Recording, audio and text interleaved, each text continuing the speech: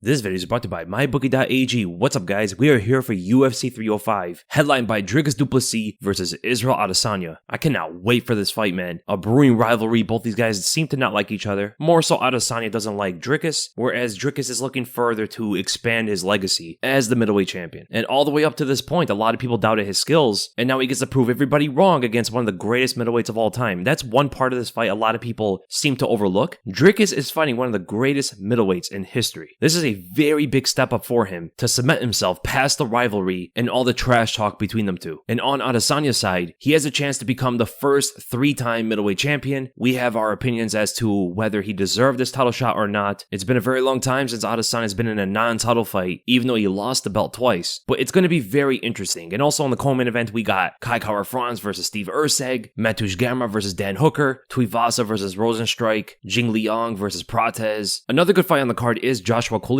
versus Ricardo Ramos. That's actually the underrated dark horse of the card. Going to be very exciting. The card has 12 total fights and is going to start at the usual time slot. So main card starts at 10 p.m. Eastern. Now there aren't a lot of great prospects on the card, but I would say the best one is probably Luana Santos. She's 24 years old, 8-1 professionally, has not lost in the UFC at all, 2 finishes out of 3 wins. The fighter of the night are both the two guys in the main event, Dricus Du Plessis and Israel Adesanya. The stake of the night, the fighter that is on cusp of probably getting cut, record not looking too great lately. There's quite a few guys you can pick for this, right? There's a lot of fighters on this card that are coming off loss streaks, like Ricky Glenn, like Kenan is 1-3 in his last 4, Alex Reyes on a 2-loss streak, Ricardo Ramos on a 2-loss streak as well, but I would probably pick Herbert Burns because Herbert Burns is on a 3-loss streak and all of them by finish. If he loses to Jenkins, he might get cut. The banger of the night, though, the most explosive fun fight on the card, I think is going to be Jingliang versus Prates. Both guys are knockout artists, dangerous strikers, always go for the finish. The power shots thrown from both fighters in this one is going to be insane to watch. And then finally, the fight of the night is easily by far the main event. Dricus Du Plessis versus Israel Adesanya is leaps and bounds ahead of any other fight on the card. One of the biggest fights in the year, in my opinion, although it is flying under the radar a bit. You know, it's not getting as much promotion as we expected. And with that, let's go right to the first fight on the card. Stewart Nicoll versus Jesus Aguilar. Stewart Nicoll is from Australia. He is 29 years old, 5'5" in the flyweight division. Undefeated 8-0 professionally. All but 1 win coming by decision. He has 4 knockouts and 3 submissions out of his 8 fights. Jesus Aguilar, coming from Mexico, is 28 years old, 5'4", with a 62-inch reach. 10-2 professionally. More of a submission artist. Currently on a 2-fight win streak. Crazy that his debut was against Tatsuro Taira, where he did get submitted in the first round, but then came back with a quick knockout win against Shannon Ross. Both guys have decent striking. Nicoll throws a pretty good right hand. Decent back and forth footwork. Jesus Aguilar has a wild overhand that's very powerful. He knocked out Shannon Ross with it and even threw it against his last opponent, Madoncha, but a difference maker could be Aguilar's jab. It's very strong. He rocked Madoncha with it, and it could force takedowns out of Stewart Nicoll. He has good top control, good ground and pound, finished multiple opponents with ground and pound.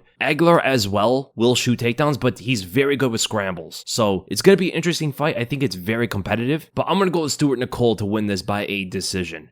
Then we go to Kenan versus Ricky Glenn in the welterweight division. Kenan is 34 years old, 6 feet tall with a 72-inch reach, 21-8 professionally. Ricky Glenn is 35 years old, also 6 feet tall with a 71-inch reach, 22-8-2 professionally. And he's coming up from the lightweight division off a couple knockout losses, so it's going to be very dangerous for him to go up against someone like Kenan, who does hit very hard. He's a pretty good striker, going to be bigger than Ricky Glenn, who just doesn't have great striking in general, offensively and defensively, compared to someone like Kenan. So I'm going to go with Kenan in this, and I'm going to go by a TKO probably in the first or second rounds. Ricky Glenn just doesn't have a great chin. Defensively on the feet, he's not that technical there. I think Kenan could find some of his shots through the guard, and then finishing him with ground and pound. Then we go to Tom Nolan. In the lightweight division, he's 24 years old, 6'3", 73-inch reach, and 7-1 professionally. Going up against Alex Reyes, who's 37 years old, 5'11" with a 73-inch reach, 13-4 professionally, and also coming off a couple knockout losses. He has yet to win in the UFC, and quite inactive. I mean, from Mike Perry to Charlie Campbell, The guy didn't fight for exactly 6 years, actually. And those are his last 2 fights. I'm going to go with Tom Nolan by a submission. I see him dropping Reyes and then submitting him after. Reyes just doesn't have great reflexes to strikes. He's kind of just there to be hit. He's moving around a lot because he sees a strike and he's trying to move out of the way and stuff. He's just moving just to move. We even saw Charlie Campbell land consistent punches on the chin, and Reyes was not defending himself at all. He just kept moving around, getting caught in the chin by the right hand,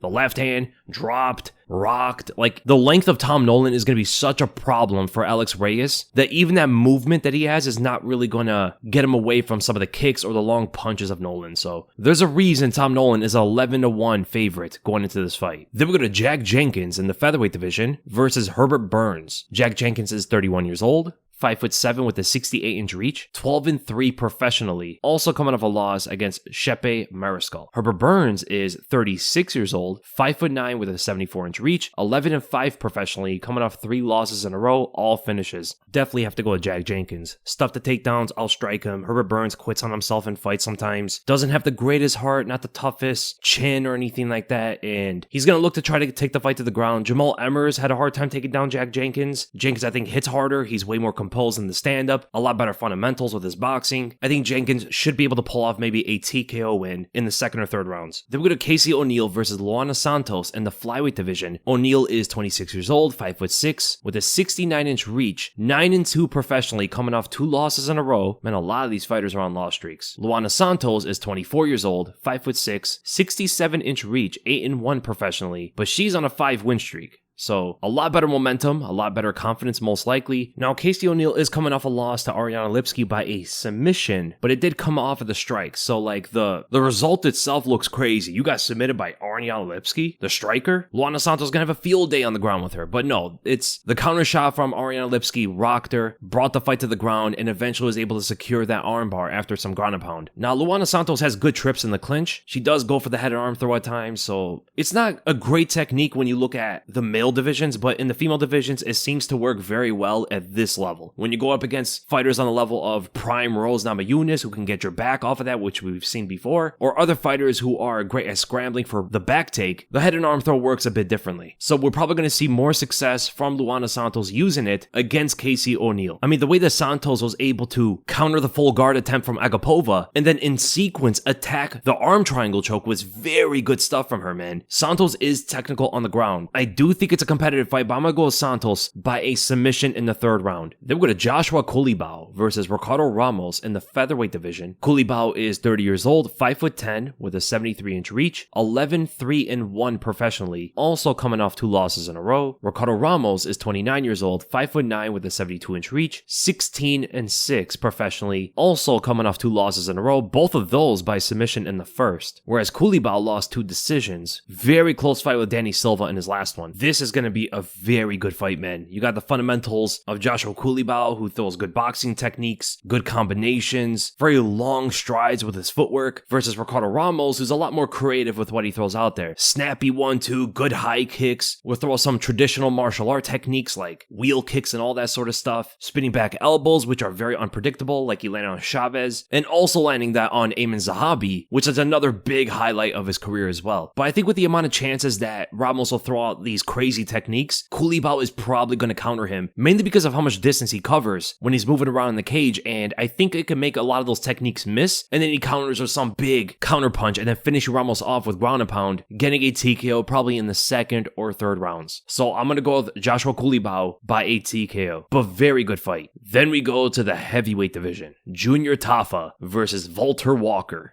Both younger brothers of their more distinguished older brothers, I guess. Junior Tafa is 27 years old, 6'3" with a 72-inch reach. It's a short reach for his height and for the heavyweight division. 5-2 professionally, coming off a loss against Marcos Rogério de Lima, which he took up on short notice. He got battered by leg kicks in that fight, man. And then Valter Walker is 26 years old, 6'6" with an 81-inch reach, 11-1 professionally, and his only loss was his last fight against Lucas Bresci. For a guy his size, he has a lot of decision wins, man. The guy's enormous. He's a monster of a heavyweight. And to see him go to a decision as many times as he did is kind of crazy. So he has 6 knockouts and 4 decisions, 1 submission. Whereas Junior Tafa has only won by knockout. He's going to be the smaller guy, but much faster than Walker. Way better of a striker technically. Kind of Crazy that he lost the leg kicks of all techniques. I mean, this guy was a glory kickboxer, and Marcos Rogério de Lima just annihilated his legs, with Tafa not even trying to check them that much. But I do think that his fundamentals are going to get him his win here against Valter Walker, so I'm going to go with a first round TKO for Junior Tafa. Then we go to Jingliang versus Carlos Prates. Probably the most exciting fight on the entire card. Both knockout artists, dangerous strikers, but they approach the fight differently. They're great finishers, but Jingliang is a lot more of a marauder who chases the knockout, digs deep into his punches to KO his opponent, whereas Carlos Prates is a lot more of a technician, a lot more of a surgeon with the way he kicks at the body, throws knees to the body, counter punches with the lead right hand at times when he switches stances. He has a good jab, a lot faster, I think, than Jingliang. He's also very long for the welterweight division, so he has a 78-inch reach. He's 6'1", 30 years old, 19-6 professional record, and currently on a 9-win streak, whereas Jingliang is 36 years old, 6 feet tall with a 72-inch reach, 19-8 professionally,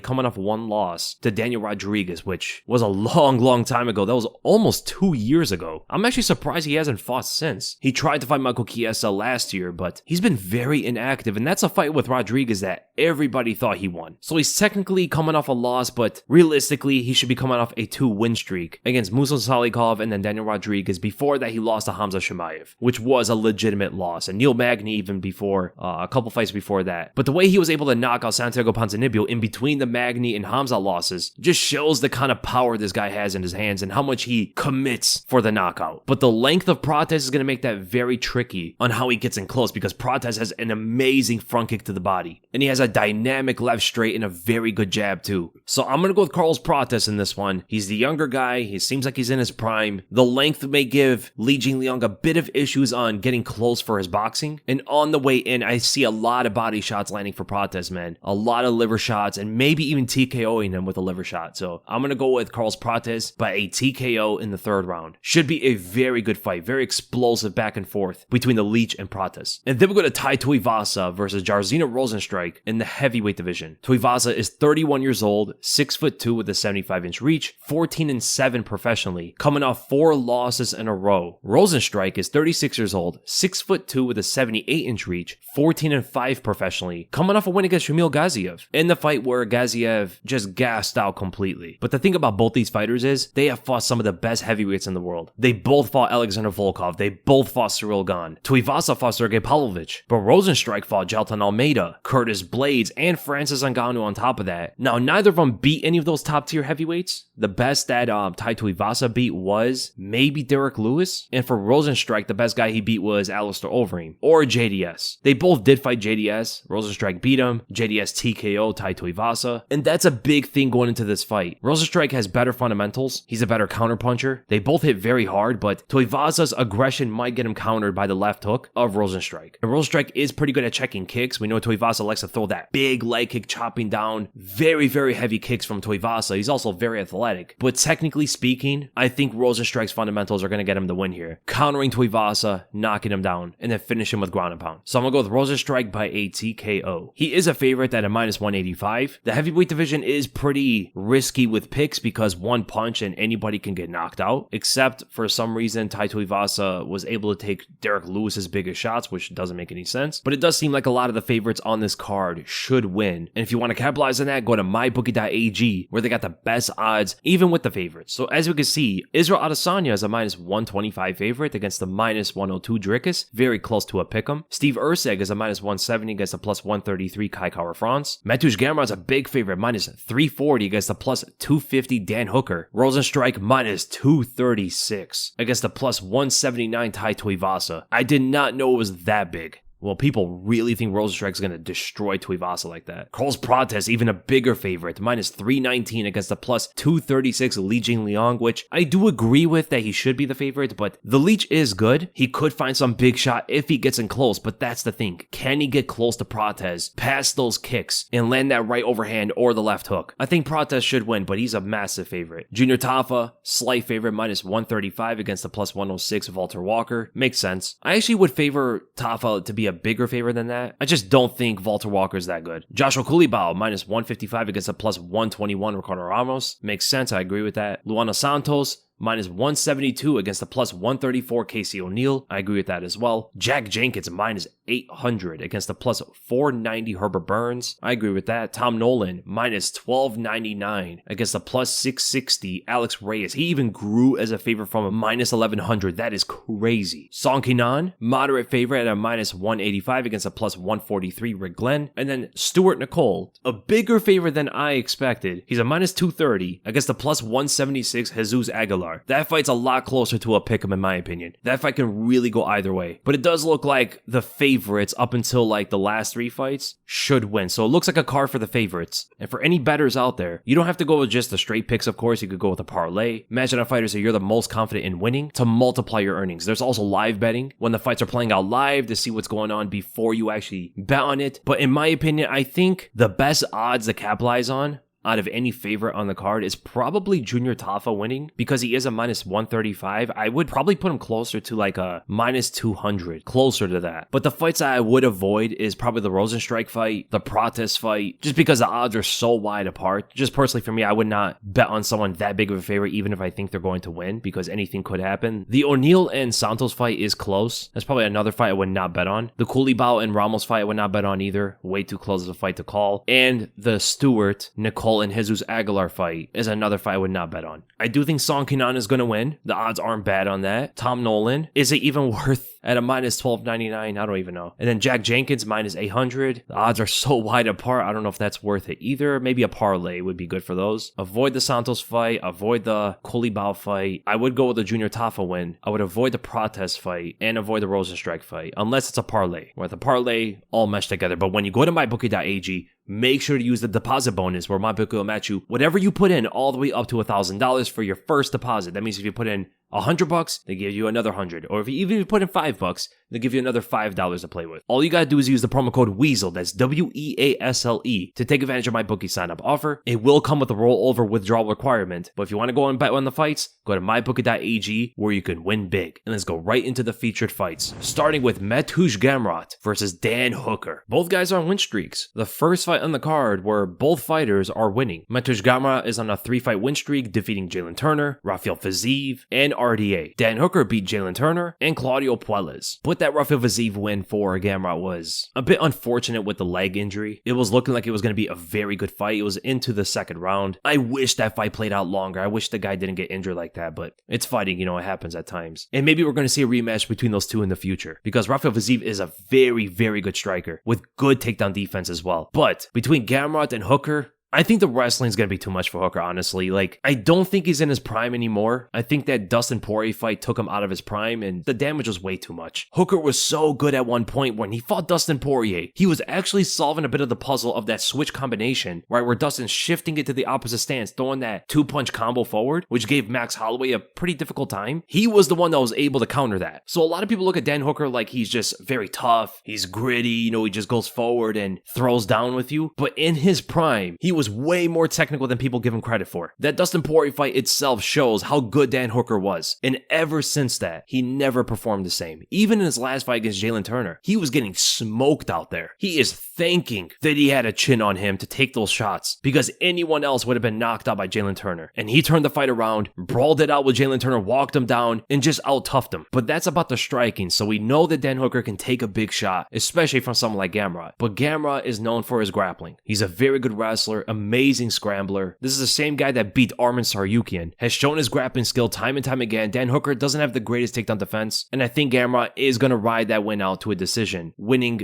probably all 3 rounds. He's safe from distance, he stays away from the strikes, scaling the cage, moving around all over the place, looks for an opportunity to shoot a takedown, maybe off a 2-punch combination, or even just off a jab. But the thing is, Dan Hooker does keep his hands very low, so he's going to be prepared for the wrestling, and he knows that Gamrot's main skill is the grappling, so that's the thing he's going to have to focus on. Stuff the takedowns and land those long punches on him, and also put a lot of pressure on Gamrot. He needs to put the pressure on Gamrot, or Gamrot is going to take over this fight. But I am going to go with Gamrot by decision. And then we go to the co-main event. Kai Kara-France versus Steve Erceg. New Zealand versus Australia. This is going to be a very good fight, man. But just like most fighters on the card, Kai Kara-France is also coming off 2 losses in a row, but that Amir Al-Abazi loss was way too close. A lot of people do think he won that fight. So, and the same goes for Steve Erceg, who's coming off 1 loss, but a lot of people think that he beat Alexander Pantoja and should be the flyweight champion right now. In only his 4th UFC fight, Steve Erceg proved to the world that he is arguably top 3, if not even the number 1 flyweight in the world. But the difference between them two is that Kai Kara-France has been around for a long time, fighting in the UFC ever since 2018, was in the Ultimate Fighter, whereas Steve Erceg came into the UFC last year. But I do like the technique of Steve Erceg. He's the longer guy, he has very good footwork, excellent combinations, beautiful boxing skill, whereas Kai Kara-France is a lot more dangerous with what he throws. Like, he's a lot more of a committed puncher looking for the knockout. He has massive power in his hands. Combinations are very brutal, but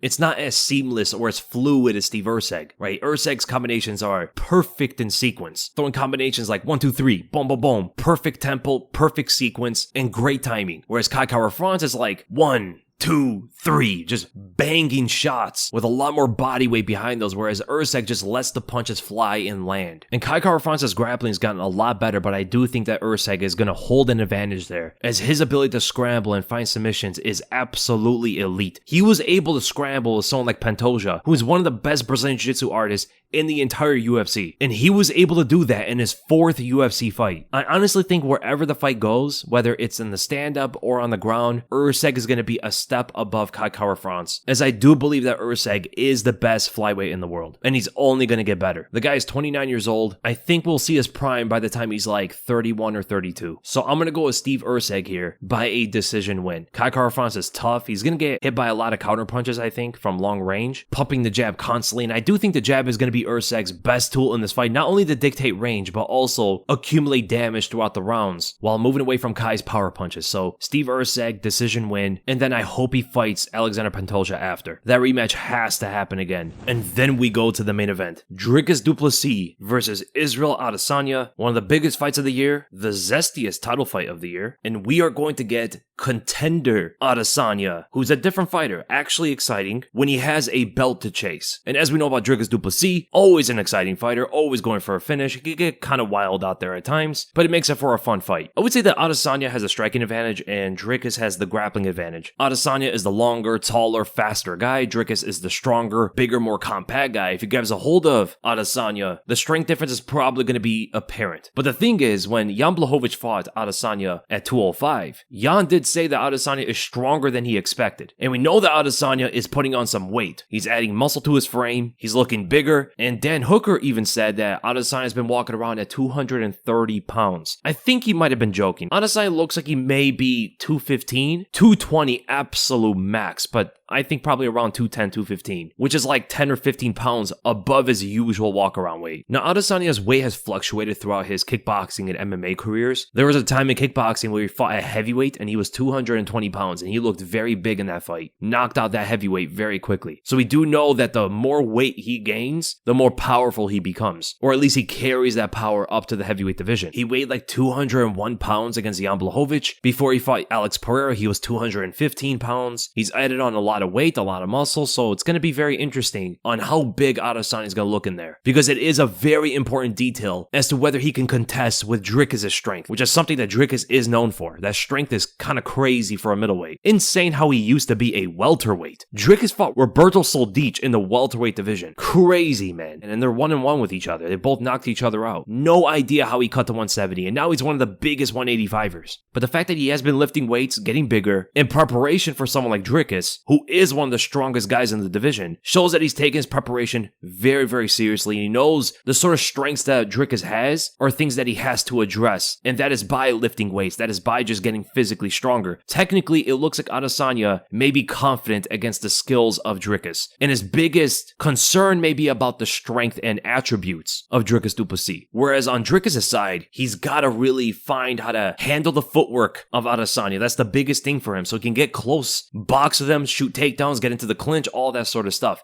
It's the footwork that's like the biggest thing for Dricus to counter there. But I do think the feints are going to throw Dricus off a lot. Dricus reacts too much to every strike that an opponent throws, and he doesn't have the defense of someone like Jan Blachowicz to cover his openings, right? When Adesanya was throwing a bunch of feints at Jan was giving him reactions, but he was so defensively responsible that Adesanya could not find an opening, even while the reactions are coming out. Where it's not the same thing with Dricus, right? You could draw strikes out of Dricus and find counter shots off of it. That's a big thing that Dricus has to be very cautious about, not to give too many openings to Adesanya. Dricus does have Derek Brunson boxing tendencies, where he blitzes often with his chin in the air. A lot of winging, wide haymakers, and long straight punches, moving in a set direction. The differences are that Dricus can fight in both stances, which automatically makes it trickier to fight against. He's much smarter with his offense, and his timing is much more predictable than Brunson's. That unpredictable timing can be measured, though, from Adesanya's variety of feints, right? So if Adesanya shows his rear shoulder, can trigger Dricus to explode, and then Adesanya can counter him. That Brunson fight in Adesanya's career is probably the best fight to study from. Due to Dricus and Brunson having similar punching form, they're both bulls who charge with blitz combos, and they also both have a takedown threat with that aggressive punching style. Dricus will be trickier than Brunson was, but Adesanya dealt with that takedown threat very well, while at the same time countering Brunson's aggressiveness. Now for Dricus, he is the best grappler Adesanya has ever fought at 185. Adesanya has fought opponents who can wrestle like Romero, Brunson, Whitaker, but he's never fought someone at 185 who can wrestle and threaten submissions the way Dricus can. His top control is strong, pinning opponents to the mat for powerful ground and pound that can soften the opponent to give up submission openings. And Dricus is also the best guard passer that Adesanya has ever fought. Those long legs will be hard to get around for Dricus, but he has the best ability to do so. The difficult thing for Dricus now is, how does he take Adesanya down? Because when it's on the ground, that fight is wraps. Like, Dricus is gonna manhandle Adesanya. But how does he get it there? Izzy has great footwork, very fast, very long, gonna look for those counter opportunities to knock Dricus out. But there are many ways to tackle Adesanya's footwork style, but Dricus' chances are better away from the fence. Adesanya's takedown defense is 10 times better when he's up against it. He's so good at using his length, athleticism, and hand fighting skills to stop takedowns against the fence. But his takedown defense is so much worse away from the fence that even Pereira took him to the ground. In fact, every fighter that has taken Adesanya down did it away from the fence. Whitaker, Vettori, Romero, Pereira. The trips and throws from the clinch, so that can be useful in the center of the cage if he is able to get in there. All of Dricus' problems come from the footwork of Adesanya and the openings he gives to him while trying to get in close. He could use Strickland's game plan though, that worked so well for him, covering distance on Adesanya by lifting the knees,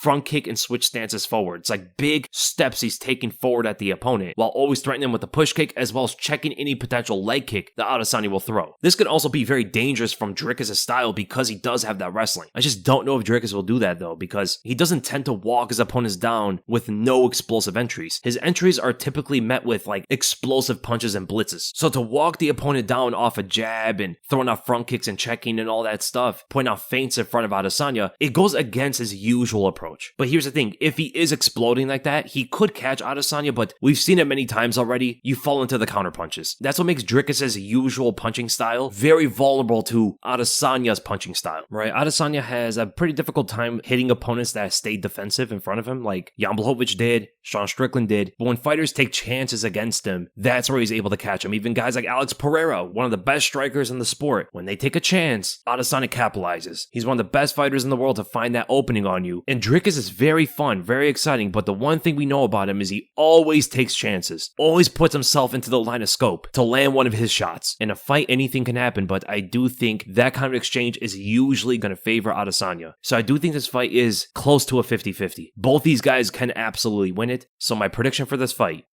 I'm going to go with Israel Adesanya, and I'm going to go by a third round knockout. This fight is as close to a 50-50 as you can get. If Dricus gets wild, which he usually does, he can get caught and knocked out from the first round to the fifth. If Dricus shoots on those hips or gets Adesanya in the clinch, he can get a submission at some point from the first round to the fifth. Dricus is tricky enough where he could potentially find some big punch to land on Adesanya, but at the same time, Adesanya might show good enough takedown defense to stop the wrestling of Dricus, as long as he fights along the cage. Both guys switch stances so often, it's hard to tell what kind of angle they're going to take on each other. Like, such a great fight, and I'm leaning to Adesanya, but this is probably not a fight I would bet on at all. Adesanya is surprisingly the favorite. I thought Dricus would probably be the favorite, considering that he is the champion. Adesanya just got beat down by Sean Strickland, where Dricus won a back and forth fight with him. But regardless, close odds, not a fight I would bet on. So that's the end of the UFC 305 predictions. I hope you guys enjoyed it, and if you did, make sure to give this video a thumbs up. Make sure to subscribe and hit the bell for notifications, and I'll see you guys in the next video.